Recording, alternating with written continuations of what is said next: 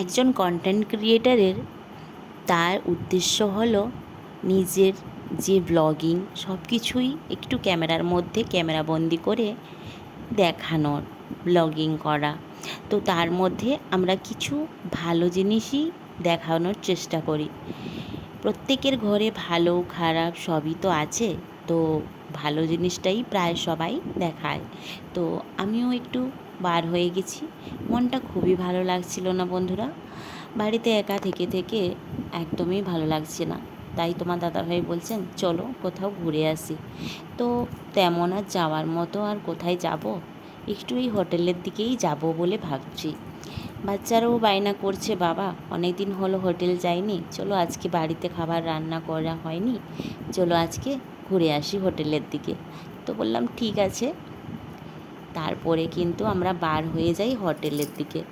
আর এই যে দেখো হোটেলে পৌঁছে গেছি, আর বাবা সোনা কিন্তু খুব এক্সাইটেড আছে, কারণ এখানেও যবে এসেছিল তো একটু ছোট ছিল, তখন এতটা বুঝতে পারেনি। এবারে কিন্তু এসে খুব মস্তি করেছে। এই যে দেখো ভাই বোনের যে ভালোবাসা, বাবা! এই যে দেখো, যেন কথাও মিলবে না, এক্ষুনি ঝগড়া করে যাবে আর এক্ষুনি এমন ভালোবাসা দেখাবে যেন আর কোথাও মিলে না।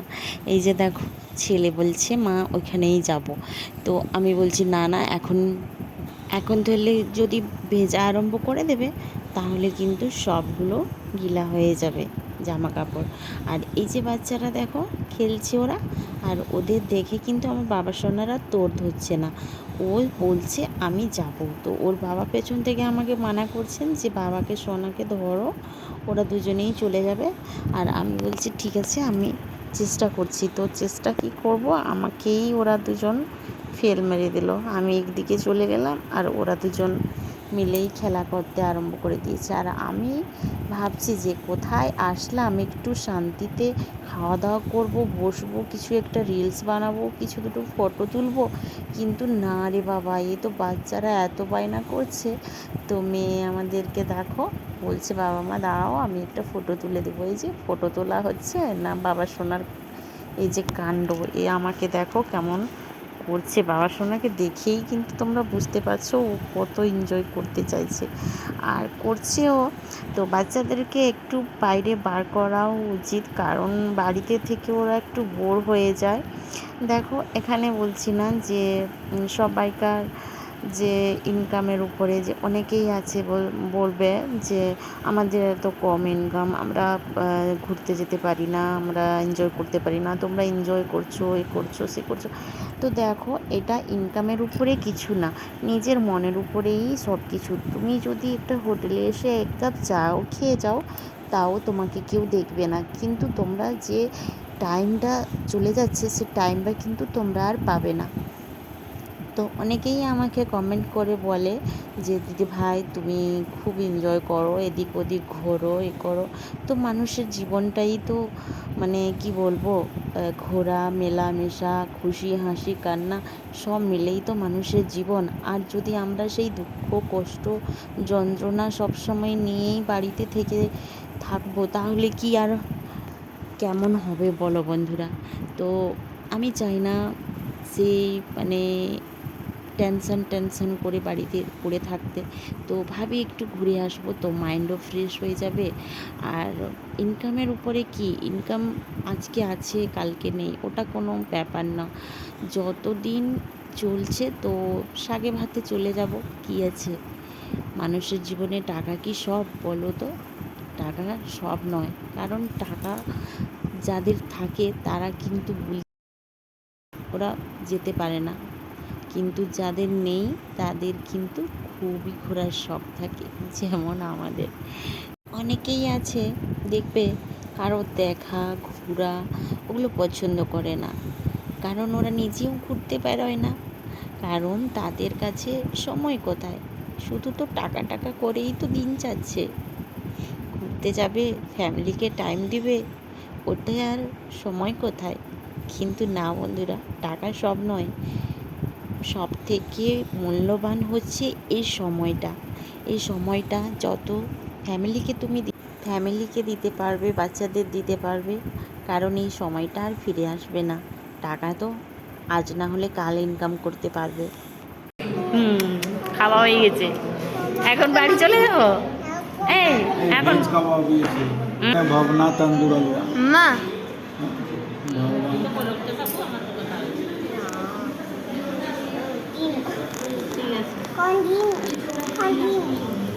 আমাকে দাও, আমি আমি করি দেখি দিয়েছি।